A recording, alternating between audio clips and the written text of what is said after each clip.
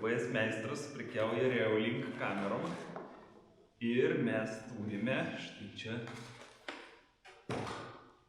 man atrodo, pačią kiečiausią Reolink siūlomą kamerą.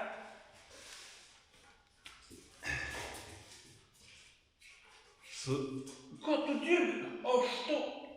Tuoj tave mes nufilmuosim ir įdėsim į internetą. Žinosi. Su sekimu.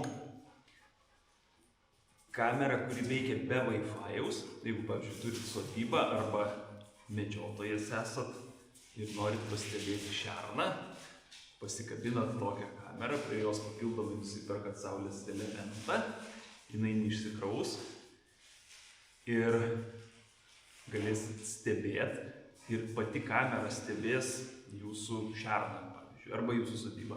Jeigu kažkas įeina į jūsų filmuojamą teritoriją, šitą kamerą tiesiog seks tą žvėrį ar asmenį ir priartins ir jums atsiųs vaizdo šitą medžiagą.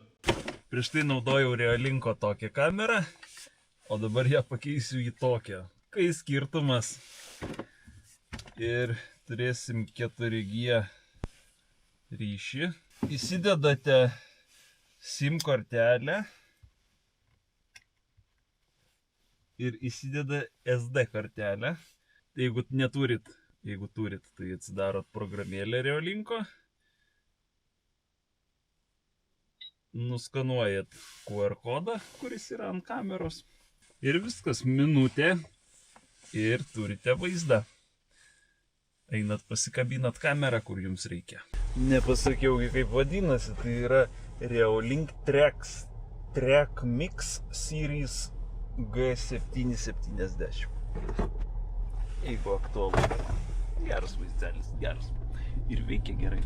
Tas, kad jis paseka. Nes kitą kartą bėga žvėris koks nors, arba dvikojis žvėris, arba važiuoja ir jums pravažiavo pro jūs ir tiek jūs ir tematėt. O šitą kamerą, jinai užfiksavus, dar jį paseka.